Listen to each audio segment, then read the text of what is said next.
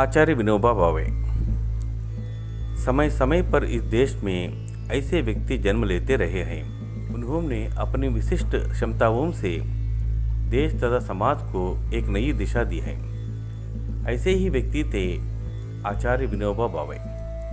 उनके व्यक्तित्व में संत, आचार्य और साधक तीरों का समन्वय था। विनोबा जी का जन्म 11 सितंबर 1896 को महाराष्ट्र के कोलाबा जिले के गंगोदा ग्राम में हुआ था। बचपन में विनोबा जी को घूमने का विशेष शौक था। वे अपने गांव के आसपास की पहाड़ियों, खेतों, नदियों एवं अन्य ऐतिहासिक स्थलों का भ्रमण किया करते थे। वे पढ़ाई के दिनों में पाठ्य पुस्तकों के साथ साथ आध्यात्मिक पुस्तकें भी पढ़ा करते थे। छोटी उम्र में ही उन्होंने तुकाराम गाथा, दासबोध, ब्रह्मसूत्र, शंकर भाष्य और गीता का अनेक बार अध्ययन किया। विनोबा जी को अनेक भाषाओं का ज्ञान था। वे उच्च कोटि के रचनाकार भी थे। उनकी प्रारंभिक रचनाएं मराठी भाषा में हैं। बाद में उन्होंने हिंदी, तमिल, संस्कृत और बंगाल में अनेक पुस्तक की रचना की। कर्तव्यनिष्ठ विनोबा भावे। महात्मा गांधी जी के आग्रह पर विनोबा साबरमती आश्रम चले गए। आश्रम में आकर वे खेती का काम करने लगे।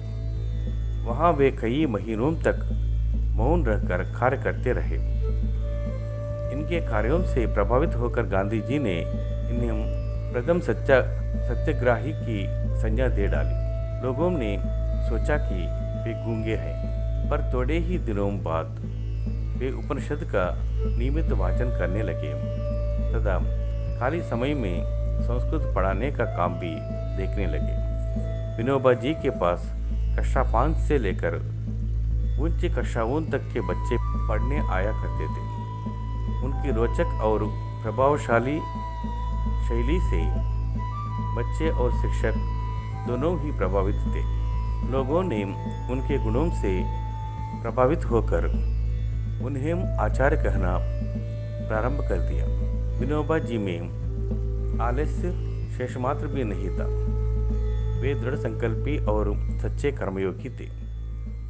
विनोबा जी किसी पुस्तक का अध्ययन कर रहे थे, तभी एक बिच्छू ने उनके पैर में डंक मार दिया।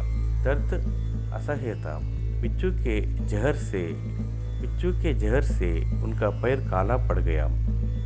पीड़ा बढ़ने पर उन्होंने चरखा मंगाया और एकाग्र होकर सूत काटने लगे।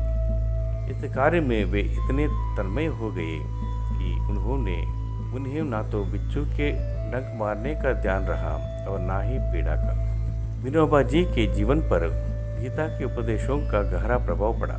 सन 1932 में नदिया जिले में रहकर उन्होंने गीता पर 18 प्रवचन दिए, जो आज गीता प्रवचन के नाम से प्रसिद्ध है। वे हर समय चिंतन मनन में लीन रहते थे। लोगों की सेवा करना उनका धर्म बन गया था।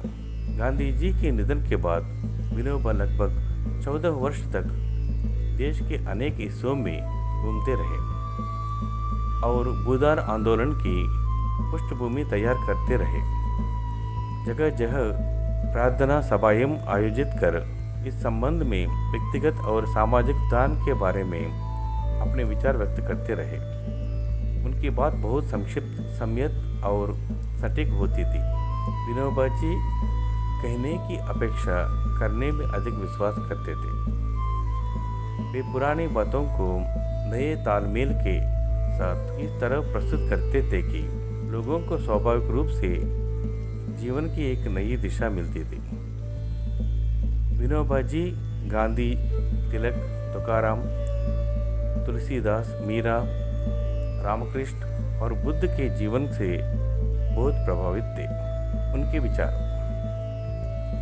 समता का अर्थ है बराबरी। ऐसी बराबरी जिसमें योग्यता के अनुसार सभी का आंकलन हो। भक्ति ढोंग नहीं है।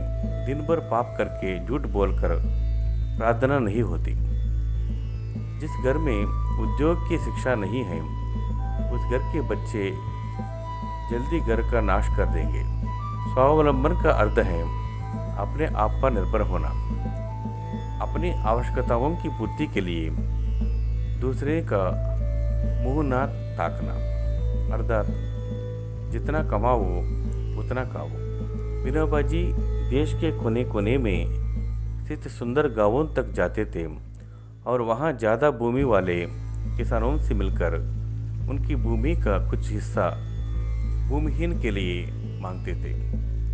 इस तरह भूदान यज्ञ के जरिए देश के अनेक भूमिहीन लोगों को विनोबा जी ने जमीन दिलाई। सर्वोदय सिद्धांत। विनोबा जी के सर्वोदय सिद्धांत के 3 तत्व हैं: सत्य, अहिंसा, त्याग। उनका कहना था कि आध्यात्मिक विकास का आधार सत्य है, सामाजिक विकास का आधार अहिंसा और आर्थिक विकास का आधार त्याग है। वे सर्वोदय का उद्देश्य स्वशासन और स्वावलंबन मानते थे। उन दिनों चंबल की घाटी में डाकुओं का बहुत आतंक था। विनोबा जी चंबल घाटी के कनेरा गांव गए। वहां उन्होंने लोगों को संबोधित किया। उनके विचारों से प्रभावित होकर चंबल घाटी के 29 डाकुओं ने एक साथ आत्मसमर्पण किया। आचार्य विनोबा भावे ने जीवन के कई पहलुओं पर अपने विचार व्यक्त किए हैं। वे जहाँ तहाँ आयोजित प्रार्थना सभाओं, गोष्ठियों में प्रवचन दिया करते थे। यहाँ महत्वपूर्ण मुद्दों पर उनके विचार संक्षेप में दिए जा रहे हैं। समता। समता का मतलब क्या है? बराबरी। कैसी बराबरी? घर में 4 रोटियां हैं और 2 खाने वाले, हर एक को कितनी रोटी दी जाए? 2-2। ऐसी समता अगर माताएं सीख ले तो अनर्थ हो जाएगा। गणित की समता दैनिक व्यवहार के किसी काम की नहीं है। दैनिक व्यवहार के किसी काम की नहीं। यदि इनमें से एक खाने वाला 2 साल का और दूसरा 25 साल, तो एक अतिसार से मरेगा और दूसरा भूख से। समता का अर्थ है योग्यता के अनुसार कीमत आंकना। समता का अर्थ है योग्यता के अनुसार कीमत आंकना। उद्योग। अपने देश में आलस्य का भारी वातावरण है। यह आलस्य बेकारी के कारण आया है। शिक्षितों को तो उद्योग से कोई समृद्धि ही नहीं रहता। शिक्षितों का तो उद्योग से कोई संबंध ही नहीं रहता। जो खाता है उसे उद्योग तो करना ही चाहिए, चाहे वह जिस तरह का हो। घरों में उद्योग का वातावरण होना चाहिए। आलस्य की वजह से ही हम दरिद्र हो गए हैं, परतंत्र हो गए हैं। भक्ति के माने डोंग नहीं है। हमें उद्योग छोड़कर झूठी भक्ति नहीं करनी है। खाली समय में भगवान का स्मरण कर लो। दिन पर पाप करके झूठ बोलकर प्रार्थना नहीं होती। जिसे जो आता है वह उसे दूसरों को सिखाए और जो सीख सके उसे खुद सीखे। केवल पाठशाला की शिक्षा पर निर्भर नहीं रह जा सकता। कहा जाता है कि वरिष्ठ ऋषि के आश्रम में गाय और बाघ एक झरने पर पानी पीते थे। इसका अर्थ क्या हुआ? बाघ की न केवल क्रूरता नष्ट होती थी बल्कि गाय की वीरता भी नष्ट हो जाती थी। इस तरह मेल बैठता है। नहीं तो शेर को गाय बनाने का सामर्थ्य तो सर्कस वालों में भी है। एक आदर्श व्यक्तित्व। विनोबा जी ने अपना सारा जीवन एक साधक की तरह बिताया। वे ऋषि, गुरु तथा क्रांतिदूत सभी कुछ थे। उनका व्यक्तित्व कुछ ऐसा तेजस्वी एवं प्रभावशाली था कि कोई भी व्यक्ति उनसे प्रभावित हुए बिना नहीं रहा। अद्भुत व्यक्तित्व के प्रकाश पुरुष आचार्य विनोबा भावे का निधन 15 नवंबर 1942। लेकिन अपने विचारों के साथ वे सदैव हमारे बीच हैं, रहेंगे।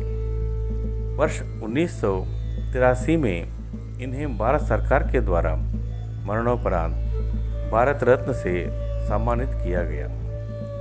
जय भारत।